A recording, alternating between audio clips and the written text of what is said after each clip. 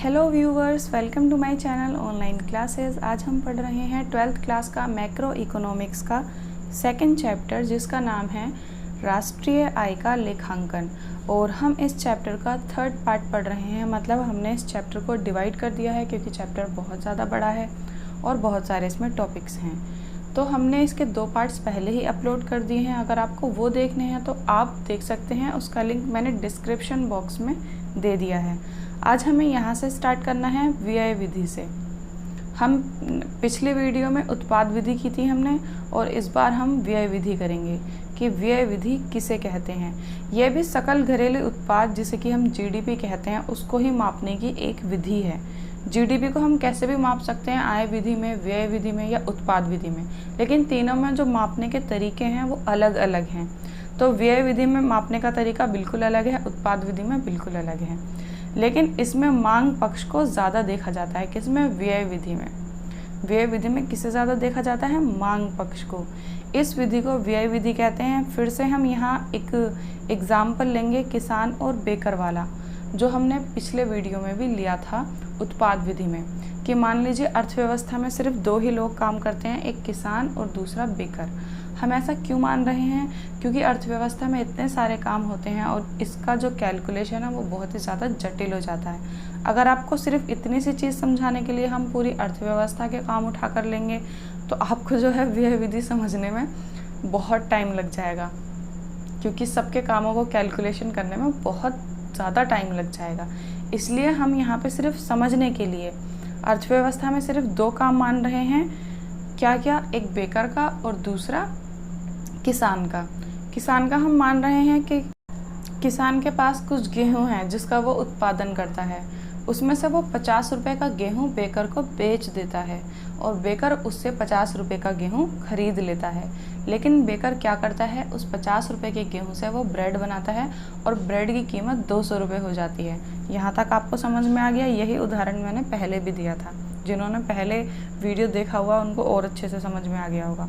अब इस विधि में हमें क्या करना होता है कि इस विधि में सभी फर्मों द्वारा, सभी फर्मों का मतलब जितने भी काम हो रहे हैं, जितनी भी फर्में हैं, ठीक है, सभी फर्मों द्वारा अंतिम व्ययों को जोड़ा जाता है।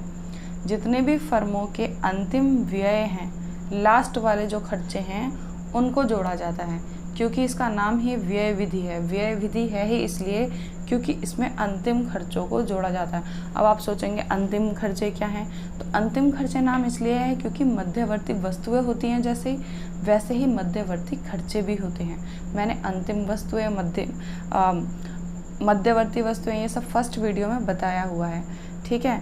वैसे ही अंतिम वस्तुएं और मध्यवर्ती वस्तुएं भी होती हैं।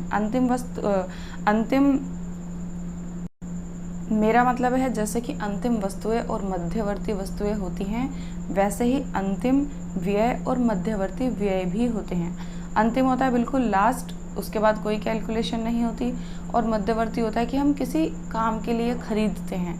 जैसे कि आप बेकर को ले लीजिए।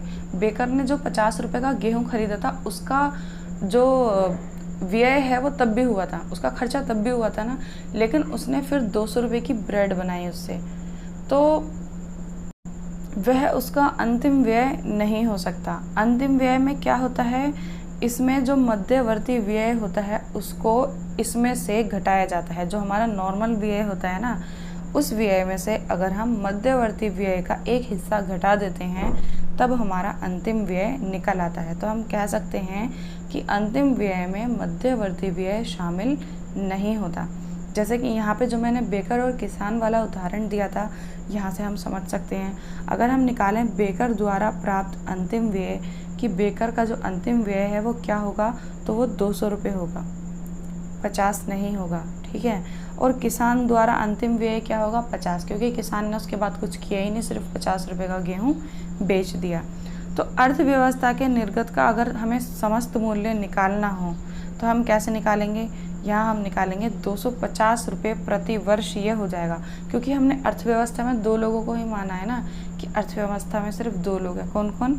एक बेकर और एक किसान, जिसमें से बेकर का जो अंतिम व्यय है वो है 200 रुपये और किसान द्वारा प्राप्त जो अंतिम व्यय है वो है 50 रुपये। तो हम यहाँ पर कह सकते हैं कि पूरी अर्थव्यवस्था के निर्गत का जो समस्त मूल्य है वो 250 रुपये प्रति वर्ष है।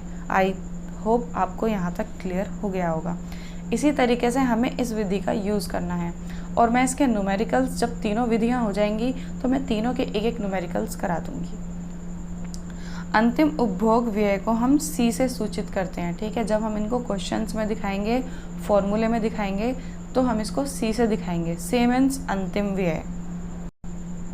अब इसमें क्या क्या शामिल होता है और क्या क्या शामिल नहीं होता वो हम देख लेते हैं, ठीक है। तो अंतिम व्यय इज इक्वल टू होता है सी।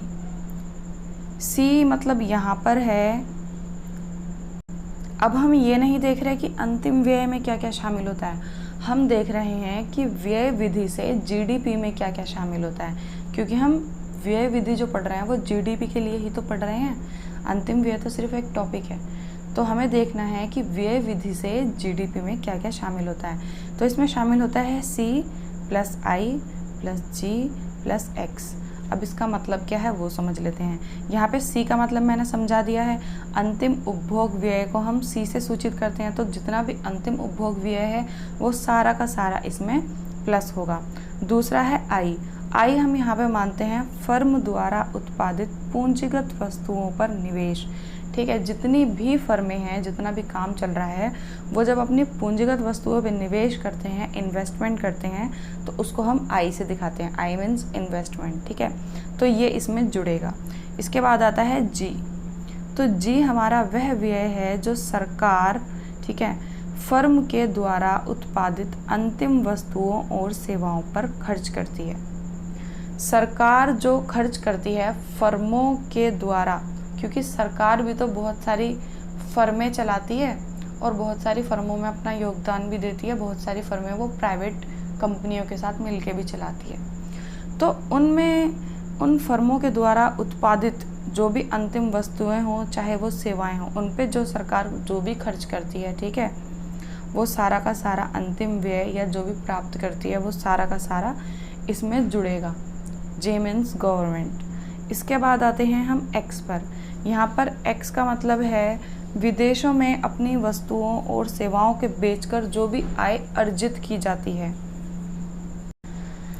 ऐसा होता है ना कि हमारे देश में जो वस्तुएं बन रही हैं वो दूसरे देशों में जाके बिकती हैं, तो वो फ्री में तो बिकती नहीं होंगी। अब यहाँ से वस्तुएं दूसरे देश में ले जाई जाती हैं, वो धन कमाने के लिए ही तो ले जाई जाती हैं। तो विदेशों में जो हम अपनी वस्तुएं बेचते हैं, या दूसरे लोगों को अगर हम देखेंगे, तब दूसरे देशों के लोग हमारे देश में आके अपनी वस्तुएं बेचते हैं, तब हम उन्हें खरीदते हैं। तो फिलहाल यहाँ पे ख़रीदने की बात नहीं हो रही है, सिर्फ बेचने की बात हो रही है, ठीक है।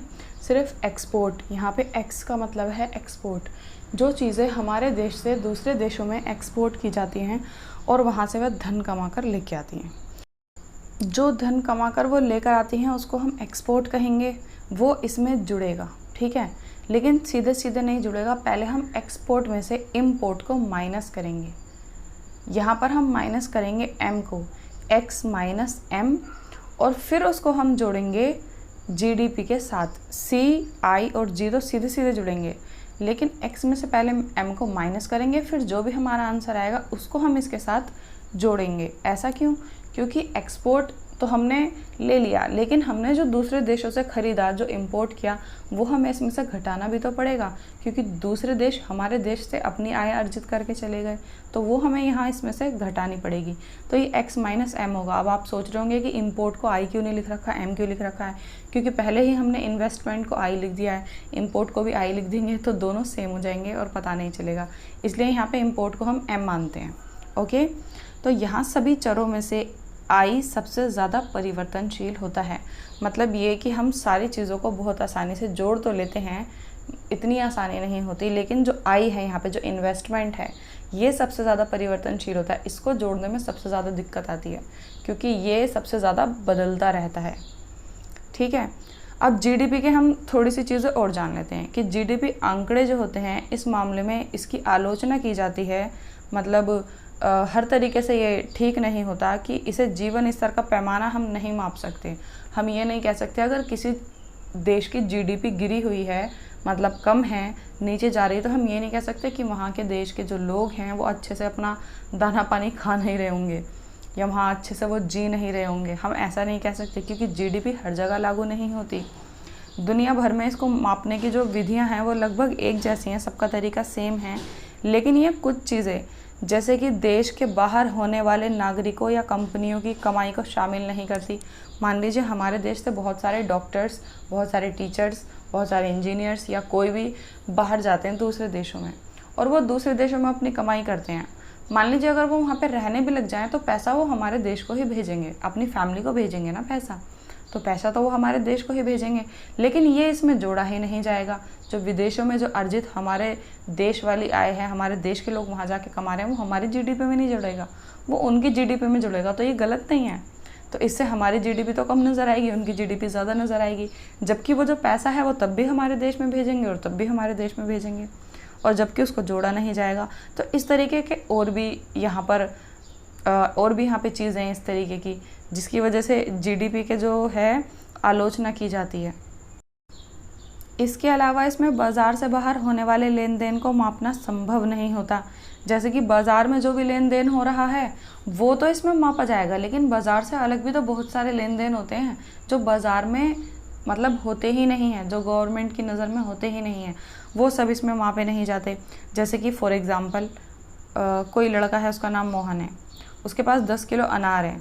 अब वो अपने 10 किलो अनार देकर किसी और लड़के से जिसका नाम राम है, उससे वो 10 किलो अमरूद खरीद लेता है। उसने अनार दिए और अमरूद खरीद लिए, तो इसका लेन देन बाज़ार में तो होगा ही नहीं कि उसने कितने पैसे का ख़रीदा और कितने पैसे का बेचा। तो इस तरीके के और भी लेन देन होते हैं, तो वो तो जीडीपी में शामिल ही नहीं होंगे, जबकि कमाई हो रही है और जीडीपी में शामिल नहीं हो रहे।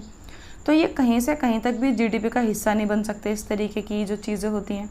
मतलब ये कि जिन देशों में कैश या बाज़ार में लेन देन कम होता है उनका जीडीपी आंकड़ा हमेशा कम ही आएगा, और लोग समझेंगे कि इस देश के लोग तो बहुत ज़्यादा गरीब हैं और वो ठीक से अपना गुजारा भी नहीं कर पा रहे। तो जीडीपी का हमेशा, मैं ये नहीं कह रही कि हमेशा उलट ही होती है, जीडीपी का एक अच्छे नागरिकों के रहन सहन से, कि नागरिक अच्छे से रह रहे हैं उस देश में, जो लोग हैं वो अच्छे से रह रहे हैं नहीं, इसका पूरा असर उन पर नहीं होता। ना तो बढ़ने का होता है ना ही घटने का। मान लीजिए जीडीपी बढ़ रही है तो हम ये नहीं कह सकते कि नागरिक फल फूल रहे हैं और वो सब बहुत ज़्यादा खुश हैं, सबके काम धंधे अच्छे चल रहे हैं, ठीक है, तब भी हम ये नहीं कह सकते, क्योंकि ये हर जगह काम नहीं करती। मतलब ये कि हम ये कह सकते हैं कि जीडीपी से यह भी पता नहीं चलता कि किसी देश में अमीर और गरीब के बीच आय की कितनी असमानता है। क्योंकि हमारे देश में देखिए, कोई तो दिन में 100 रुपये तक भी नहीं कमा पाता, और किसी किसी की आय दिन में लाखों में भी है, कि एक दिन में वो लाखों रुपए कमा लेते हैं।